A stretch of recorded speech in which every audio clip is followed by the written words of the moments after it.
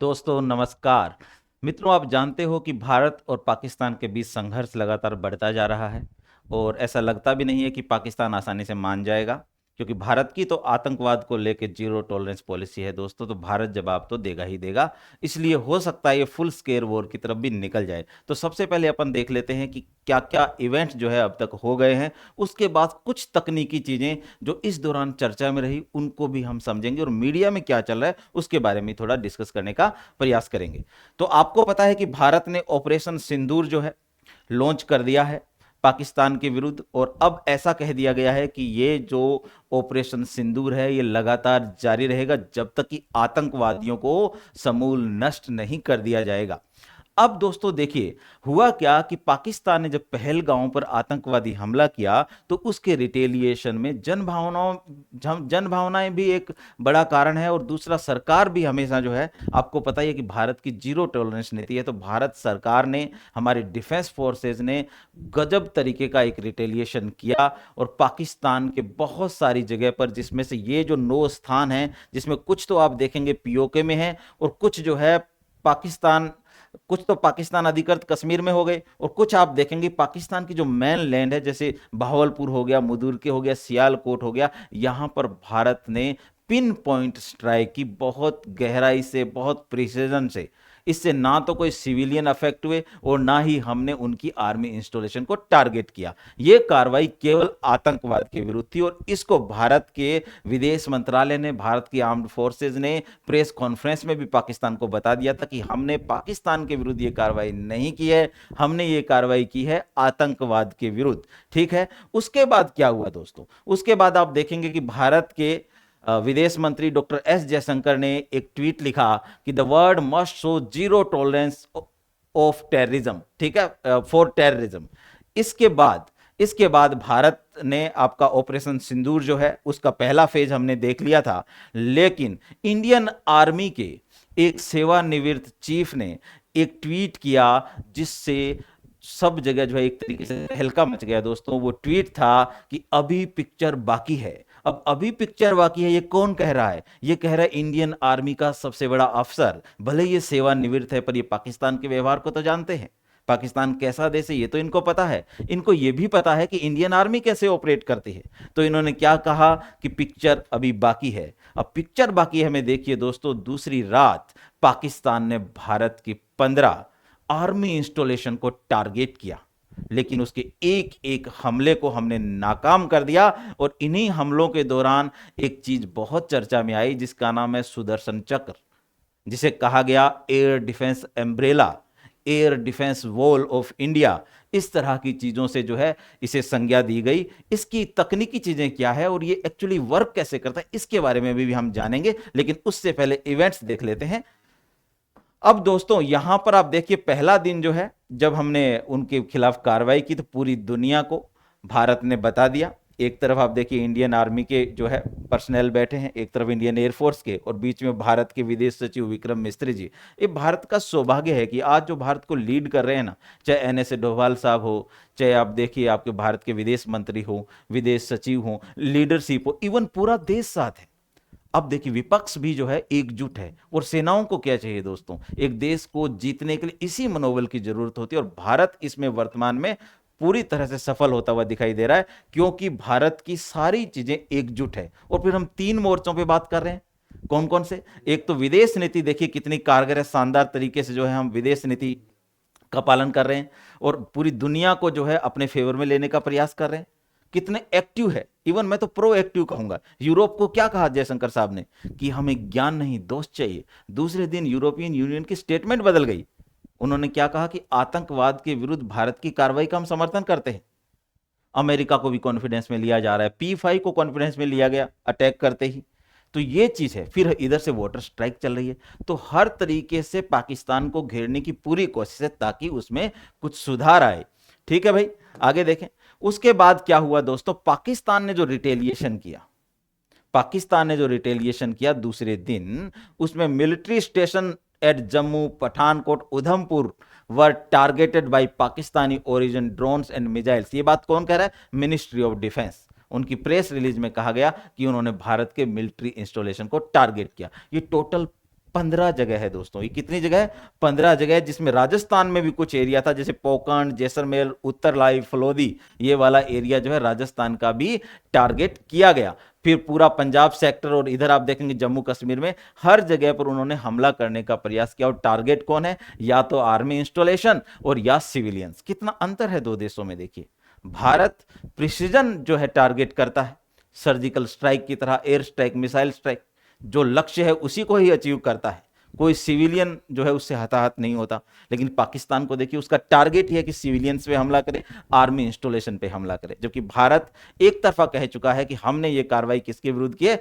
आतंकवाद के विरुद्ध। लेकिन पाकिस्तान कहां मानने वाला था दोस्तों? उसके बाद भारत ने इजरायली मेड ड्रोन से, जो कामाकाजी ड्रोन होते हैं, सुसाइडल ड्रोन्स होते हैं, जो टारगेट होता है उस पर गिर के वहां विस्फोट कर देते हैं, उनका इस्तेमाल करके पाकिस्तान में एक तरीके से तहलका मचा दिया। और पाकिस्तान को समझ में नहीं आ रहा था कि अब करें करें तो क्या करें। उनको ऐसी उम्मीद ही नहीं थी कि भारत इतना अग्रेशन में आ जाएगा, क्योंकि इससे पहले भारत इतना अग्रेशन में तो शायद ही कभी आया है। ये जो अभी चल रहा है एलओसी पे और इंटरनेशनल बॉर्डर पे, ऐसे चीजें तो आपने इजराइल में ही देखी होगी दोस्तों। इजराइल ही ऐसे दूसरे दुश्मन देश की एरियल ऑब्जेक्ट, मिसाइलों, ड्रोन्स को गिराता रहा है अपने आयरन डोम सिस्टम से। भारत ने तो ऐसा कभी नहीं किया। पहली बार भारत ने पूरी दुनिया को अपनी ताकत बता दी है। और सबसे बड़ा मैसेज तो चाइना के लिए है दोस्तों, कि भारत अब किसी से भी डरने वाला नहीं है। यही एयर डिफेंस सिस्टम की खासियत होती है। वो देश सबसे ज्यादा सुरक्षित है जो युद्ध में एक अच्छा एयर डिफेंस सिस्टम रखते हैं। ठीक है, इसके बारे में भी हम समझेंगे आगे। अब दोस्तों, ये जो है पिक्चर पूरे देश में, पूरी दुनिया में वायरल है, ऑपरेशन सिंदूर। और सिंदूर देखिए, भारत की महिलाएं ही रिप्रेजेंट कर रही है आज भारत को। 2 आर्मी ऑफिसर्स को ही उतारा है भारत ने। क्या कमाल की स्ट्रेटेजी है भारत सरकार की, है ना। फिर देखिए, एस जयशंकर साहब ने पैरेलल में ईयू से भी बात की, अमेरिका से भी बात की, दूसरे जो एनएसए हैं, फॉरेन मिनिस्टर हैं, उनसे भी इनकी लगातार चर्चा रही, ताकि भारत का पक्ष रखा जा सके कि यदि पाकिस्तान इस तरह की हरकतें करता रहेगा तो हम उसको करारा जवाब देंगे। यदि हमारे निर्दोष सिविलियंस पे पाकिस्तान आक्रमण करेगा तो हम उनको छोड़ेंगे नहीं। ये पाकिस्तान को बता दिया गया है। अब देखिए भाई, ये एलओसी पे चल रहा है मामला, लगातार वहां से जो है सीज फायर उल्लंघन हो रहे हैं और बहुत हैवी फायरिंग जो है चल रही है आज की तारीख तक। बहुत ज्यादा बढ़ा हुआ है मामला। इसके अलावा दोस्तों, आपने देखा होगा कि एएनआई ने कहा है कि भारत ने आकाश मिसाइल डिफेंस सिस्टम का भी इस्तेमाल किया है। इससे पहले सुदर्शन की बात हो रही थी, अभी आकाश मिसाइल डिफेंस सिस्टम की बात आ गई। और आज ही सुबह इंडियन एयरफोर्स ने कहा है कि हमने समर नाम के एयर डिफेंस सिस्टम का इस्तेमाल किया है। उन्होंने और भी कई जो है एयर डिफेंस सिस्टम के नाम लिए हैं, वो सब मैं आज आपको बताने वाला हूं कि वो कैसे ऑपरेट करते हैं, किस तरह काम करते हैं। दोस्तों, सबसे पहली चीज तो हमें ये जाननी चाहिए कि कोई भी एयर डिफेंस सिस्टम होता है ना, एयर डिफेंस सिस्टम में लगी रहती है सरफेस टू एयर मिसाइलें। पहली चीज क्या है? Surface to air missile. ये बिल्कुल वैसा ही है जैसे मान लीजिए कोई कहे कि यार उसकी आवाज को इंटरसेप्ट कर लेना। इंटरसेप्ट का मतलब बीच में ही पकड़ लेना। यदि आप दुश्मन देश की मिसाइल को बीच में ही इंगेज कर लेते हैं और उसको नष्ट कर देते हैं तो ये इंटरसेप्शन है। और इंटरसेप्शन के लिए जो मिसाइलें इस्तेमाल होती है वो इंटरसेप्टर मिसाइलें होती है।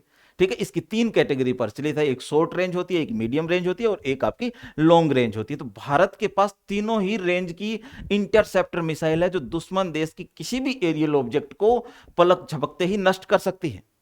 इवन परमाणु मिसाइल को भी परमाणु मिसाइल को यदि आसमान में आप खत्म करते हो तो उसके दूसरे इंप्लीकेशन अलग होते हैं, क्योंकि रेडिएशन तो तभी फैलेगा, वो अलग बात है। लेकिन ये परमाणु मिसाइल को भी हवा में नष्ट करने में सक्षम होता है एयर डिफेंस सिस्टम। इवन ऐसे विमान जिन्हें स्टील्थ विमान कहा जाता है, जो राडार की पकड़ में नहीं आते, भारत के एयर डिफेंस सिस्टम उनको भी पकड़ सकते हैं। क्रूज मिसाइल जो बहुत नीचे गति करती है, बहुत नीचे उड़ती है बैलिस्टिक मिसाइल की तुलना में, जो राडार की पकड़ में नहीं आती, उनको भी पकड़ सकते हैं। खासकर S-400 जो मिसाइल सिस्टम है, जिसे हम सुदर्शन चक्र कह रहे हैं। सुदर्शन चक्र दोस्तों देखो, जिसके लिए कहा जाता है भारतीय जो है पुराणों में और इन सब में कि सुदर्शन चक्र में पूरे ब्रह्मांड की ऊर्जा निहित है, वो अमोघ अस्त्र है। तो आज भारत के एयर डिफेंस सिस्टम का नाम भी क्या रख दिया गया है? सुदर्शन चक्र। तो जानते हैं सुदर्शन चक्र के बारे में।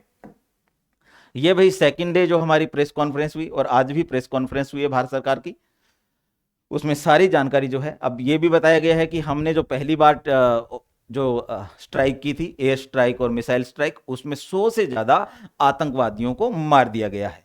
ठीक है भाई, इसके सारे फोटोग्राफ्स आपने देखे होंगे। ये है हमारा S-400 सिस्टम भाई। S-400 सिस्टम जो है ना दोस्तों, यहां आप देखेंगे कि ये जो है सरफेस टू एयर मिसाइल है, एक तो ये ध्यान रखें। और भारत ने 39,000 करोड़ में इसकी 5 बैटरीज रसिया से खरीदी थी। और बैटरीज का मतलब क्या होता है दोस्तों, जो ये दिख रहा है ना आपको, ये एक बैटरीज है। ये क्या है, ये एक बैटरी है। हमने 5 बैटरी खरीदी, मतलब हमने 5 S-400 सिस्टम खरीदे हैं। उनमें से 3 भारत में आ चुके हैं, 2 अभी आना बाकी है। ये बहुत इफेक्टिव है। ये देखिए, ये राडार जो है स्टिल्थ एयरक्राफ्ट को, क्रूज मिसाइलों को भी इंगेज कर सकता है। होता क्या है कि ये जो राडार है ना, ये राडार सबसे पहले इंटरसेप्ट करता है कि कोई भी एरियल ऑब्जेक्ट है उसको आइडेंटिफाई कर लेता है, उसके बाद उसे लोकेट करता है, लोकेट करके पूरा इंफॉर्मेशन देता है इस मिसाइल को। ये मिसाइल एक्टिवेट हो जाती है और तत्काल प्रभाव से उस जो भी एरियल ऑब्जेक्ट है उसको न्यूट्रलाइज कर दिया जाता है। जैसा कि आपने पटाखे फूटते हुए नहीं देखे, लेकिन हर जगह S-400 इस्तेमाल नहीं होता है दोस्तों, ये बहुत महंगा है ना, हर जगह इस्तेमाल नहीं किया जाता है, ये बहुत स्पेशल भी है और महंगा भी है। तो अब पाकिस्तान के दोयम दर्जे के टुच्चे से ड्रोन्स के लिए हम अपना S-400 क्यों इस्तेमाल करेंगे, है ना, ये तो मिसाइलों के लिए है। लेकिन हमारे पास दूसरे और बहुत टाइप के एयर डिफेंस सिस्टम है जिनका इस्तेमाल करके, ये जो आपने दिवाली देखी है ना LOC और इंटरनेशनल बॉर्डर पे, उसमें बहुत सारे अलग अलग जो है एयर डिफेंस सिस्टम इस्तेमाल हुए, अकेला S-400 इस्तेमाल नहीं हुआ है। S-400 की खासियत दोस्तों ये है कि ये आप 400 किलोमीटर की रेडियस में जितने भी एरियल ऑब्जेक्ट है उनको आइडेंटिफाई कर सकता है, लोकेट कर सकता है। और लोकेट करने के बाद उनको एक समय में 60 को एकदम नष्ट कर सकता है।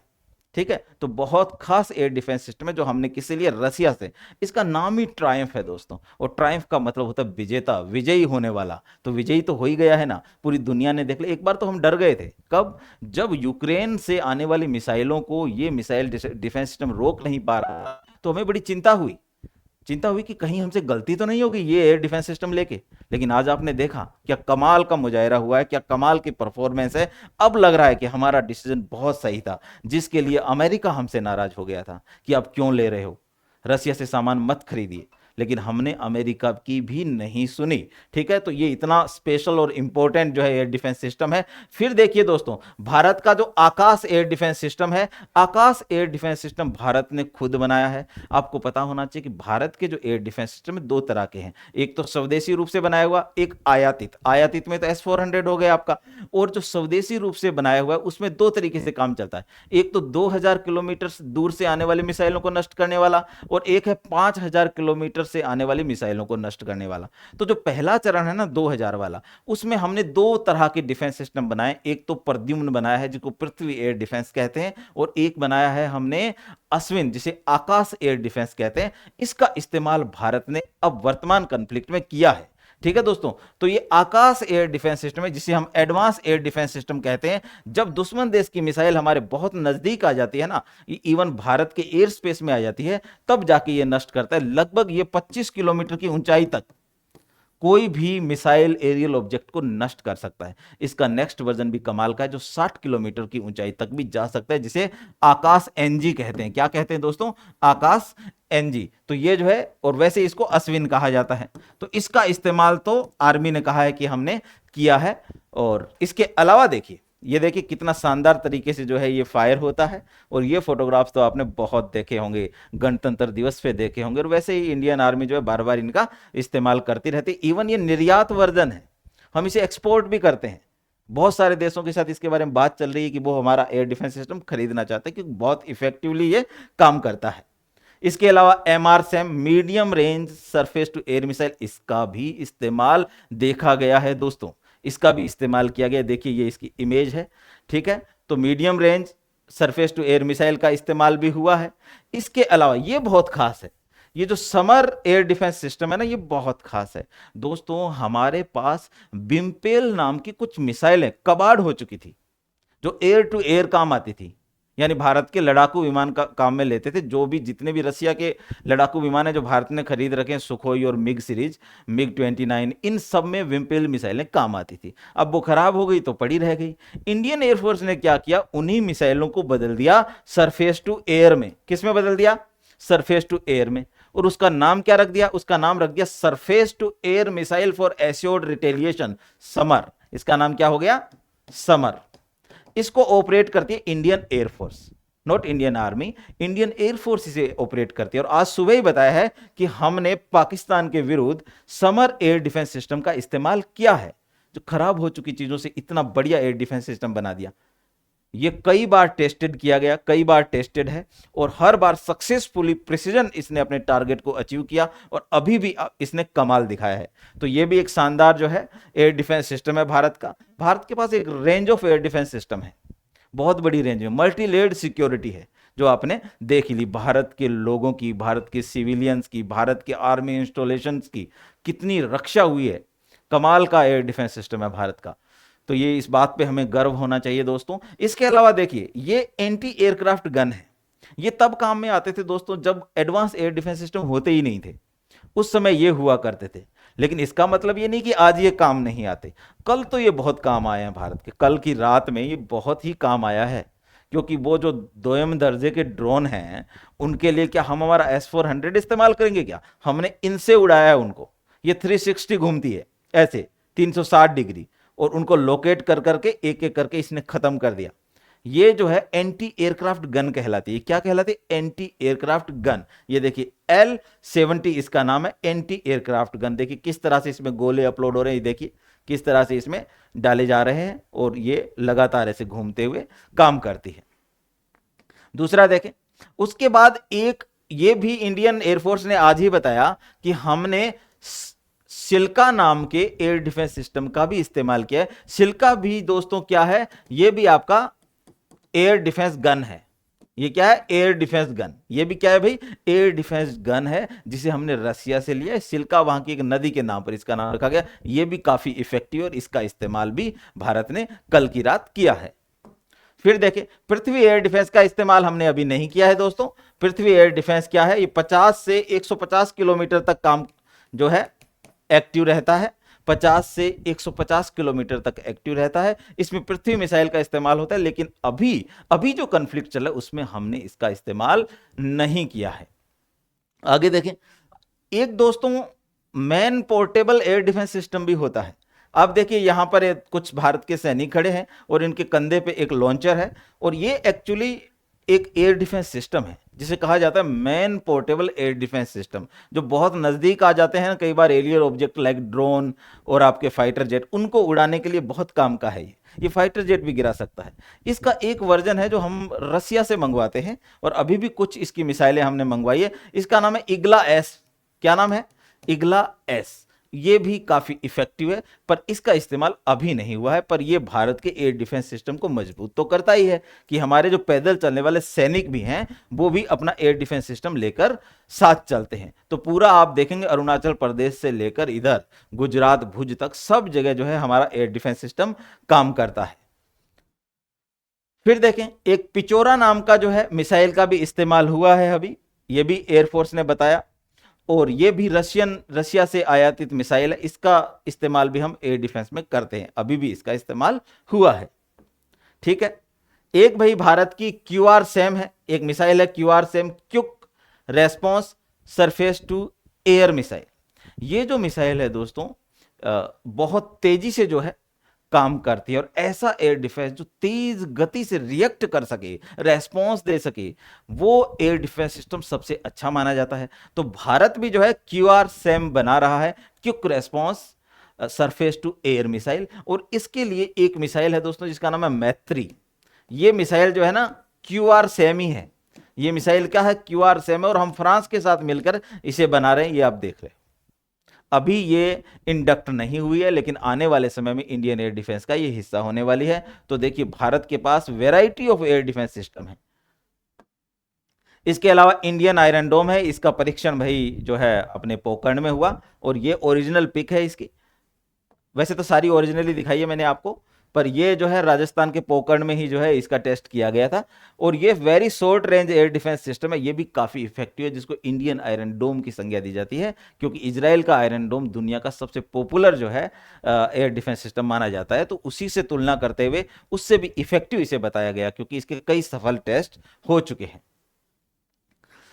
तो दोस्तों आपने देखा कि पाकिस्तान के साथ ये जो कन्फ्लिक्ट है, हो सकता है फुल स्केल वॉर में भी बदल जाए, लेकिन हमारी भी कुछ जिम्मेदारी बनती है एज ए सिविलियन, जिम्मेदारी ये है दोस्तों कि एक तो प्रशासन की, सरकार की जो भी गाइडलाइन है, हमें उसका बहुत अच्छे से पालन करना है और अपनी आर्मी का, अपने देश का मनोबल ऊंचा रखना है और किसी भी तरह की अफवाह का हिस्सा नहीं बनना है। ध्यान से चीज़ों को देखें, परखें, ये आपको ध्यान रखना चाहिए। ठीक है दोस्तों, तो ये थी आपके लिए वर्तमान में जो भी चीज़ें चल रही है उस पर एक संक्षिप्त जानकारी, ताकि आपके माइंड में जो ये चीज़ें आ रही होंगी कि ये एयर डिफेंस सिस्टम क्या होता है, वो आज आपने जान लिया। इसके अलावा दोस्तों मैं आपको बताना चाहूंगा कि हमारा जो बूस्टर एकेडमी का 3 ईयर आरएस बैच जो है, फाउंडेशन बैच स्टार्ट हो गया है। तो इसके लिए आपको पता है कि बूस्टर एकेडमी ने जो रिमोट एरियाज के लोग हैं या जो गांव में रहने वाले लोग हैं, उनके लिए कितना शानदार तरीके से जो है सारे कोर्स चलाए हैं। इस बार बहुत सारे बच्चे आरएस का इंटरव्यू दे रहे हैं हमारे पहले बैच के, और आने वाले बैच भी बहुत शानदार तरीके से चल रहे हैं। तो प्रतिदिन आपकी 5 घंटे क्लास होने वाली है, रिविजन क्लासेस भी लगातार होती है। ठीक है, सारी ई बुक्स आपको उपलब्ध करवाई जाएगी और फीस तो आपको पता ही है, नाम मात्र की होती ही है दोस्तों। तो ये कोर्स जो है आपका स्टार्ट हो चुका है। तो दोस्तों इसके लिए मैं आपको बताना चाह रहा था। इसके अलावा हमारा पीएसआई फाउंडेशन बैच भी जो है दोस्तों लॉन्च हो गया है। तो आप जो है बूस्टर के कोर्सेज को ध्यान से देखें और फिर आप इसमें एडमिशन भी लें। Thank you very much, thank you.